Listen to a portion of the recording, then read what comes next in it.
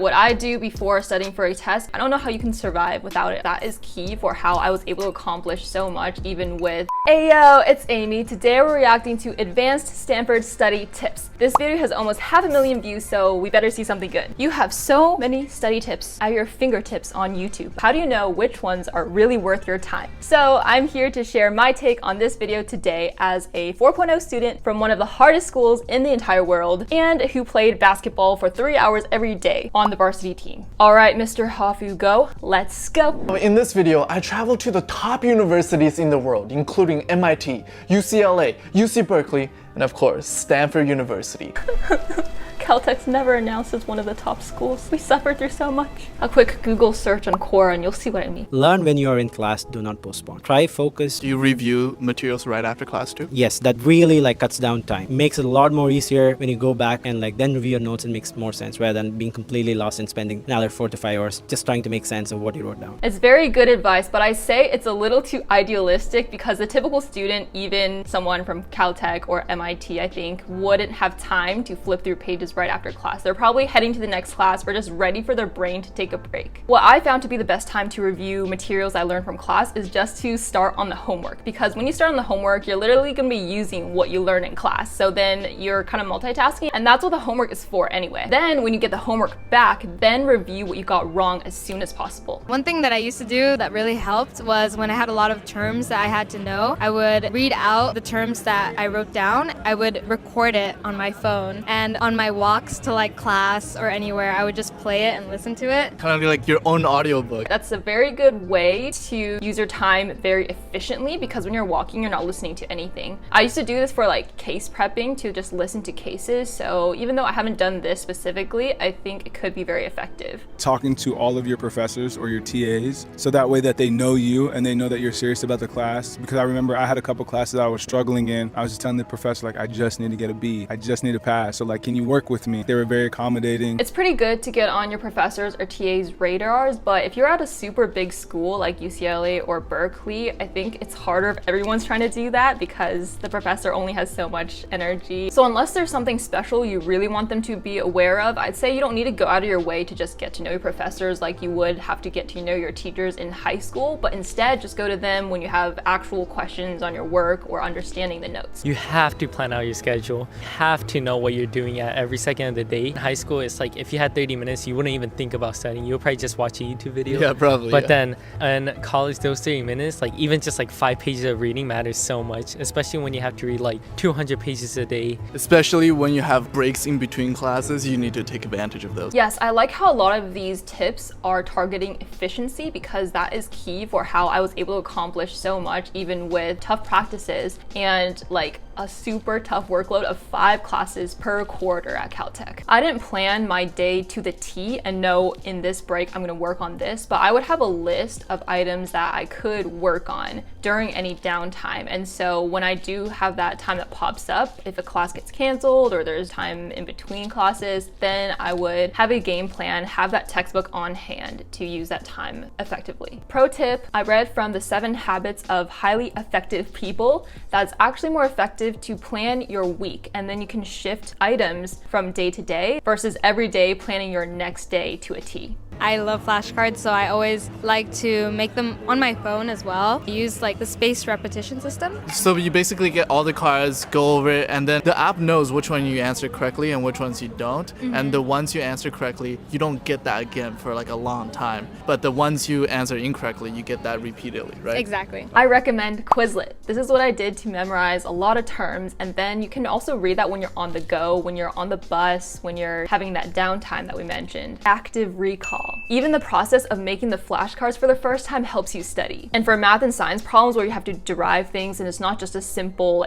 answer question, then what I did for tough classes like organic chemistry, I would just redo the problems as many times as I could and get that kind of muscle memory almost, until you can get to a certain point, maybe check, get farther, and then check, and then eventually you'll be able to do that whole problem by yourself. Having a schedule and a routine. Okay, I know I wake up at this time every day. I know I get to the library and do this. And also balancing it with a healthy lifestyle. That's also part of habit, right? I know I go to the gym every day. So it's easy to get so focused on, I gotta cram, and then you're only in the library and you're not seeing friends and everything goes all out of whack. 3 things I would say about this. 1, you should be flexible. So even though you have habits, I honestly didn't really follow a set routine. So don't put too much stress on following everything to a T. Like I said before, the key is just to make sure that whatever time you do have, that you're not just like wasting it scrolling on your phone or like binging Netflix. Number 2, to kind of encourage some parts of a set routine, what I did is that I would try to schedule meetings or when I go into lab as the first thing I do in the morning. So then I have to wake up when my alarm wakes up or else I'll be late.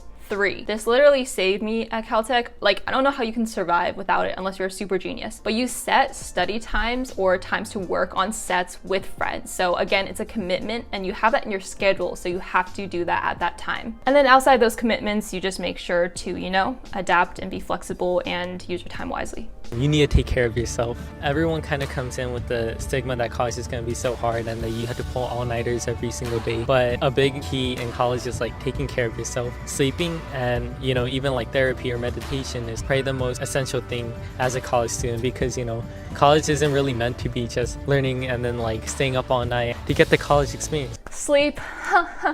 That's funny. I honestly, fun fact, never pulled an all-nighter for school, and that's because I really prioritized that. Even when it was so hard to pull myself away from friends, like chatting and like feeling FOMO, I would try to make sure I had like approximately 7 hours on average. That's also important because I was an athlete and we would die otherwise. I really agree now, especially being out of college, school is not everything. You literally don't even learn what you learn.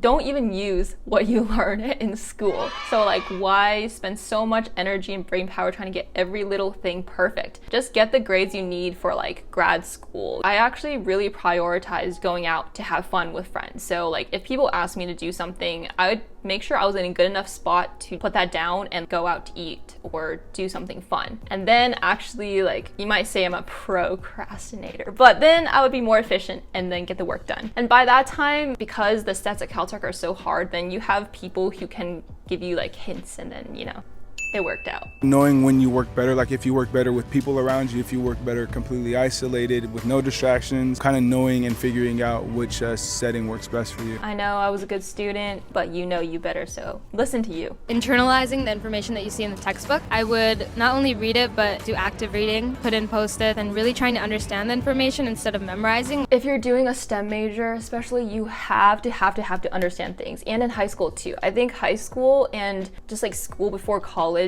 teaches pretty poor math, especially because the fundamentals are just about memorizing, but that messes you up. You don't use the stuff you learn in school, you use the problem-solving skills. It seems like more work up front, but it's gonna go so much smoothly and you're gonna learn things so much more easily if you understand. I would say don't wait till the last minute, but sometimes the last minute can create your best results. It really just depends on the person. Procrastinating is okay sometimes. My friend literally woke up a minute, 1 hour before the deadline to take a take-home exam that's supposed to take you 4 hours. Sorry, I cannot speak in this video for some reason. And she did fine. But I think the best thing is just to look over what homework you have or what you're expected to know as soon as possible, like just to be aware of how long that's gonna take. Because otherwise, if you wait like 10 hours before it's due and it takes 20 hours, well then you're screwed. Repetition is key. That's how I succeed always. For example, for like calc exams, a lot of my friends wouldn't do the homework problems over again, but I'd do it like 3 times the night before, and I'd walk in the test just feel completely prepared, all confident, no like fear about questions. Exactly what I said about things like organic chemistry. The more you see problems, they have different variations between them, and the exam is most likely going to be like another variation and a more advanced variation. So if you have the basics down and you can do it over and over like in your sleep, then you're much more likely to have it confidently on the exam. Talk to older students, people who've taken the class before. That is huge. I was like, you've taken this class before, can you like give me some tips? How should I best go about this class? Because high school was kind of standardized, right? It's like, you know how it works. Yeah. Teacher does this, they put it on the board, whatever's gonna be on the board is on the test, you just write it out, whatever. College is so different because professors make their own classes. And so each professor is gonna have their own preferences, their own style, their own way of doing things. And you're never gonna know unless you ask them. Seeking out mentorship is key, just like you're doing right now, so. Like I said in my How to Maximize Your GPA video, you can also ask upperclassmen what things were useless to them so you don't waste time on that. Like if you don't need to read the textbook, find that out as soon as possible. One more very effective study tip for you. Whenever I review for a test, before I do anything, I always create an outline of all the things I need to learn. This will help you organize the knowledge in your head, and it will give you a sense of progress as you're studying along. It's pretty good. I've never done that myself, but what I do before studying for a test is I compile all the things I know I'll need to study, like textbook, homework, notes, quizzes, and then write them down. And as I'm studying, I check them off one by one. I would say that these tips are very good, especially compared to a bunch of the TikTok junk I've seen. These are actually pretty effective, so I grade this an A. Let me know what you guys would like me to review next. Until next time, bye.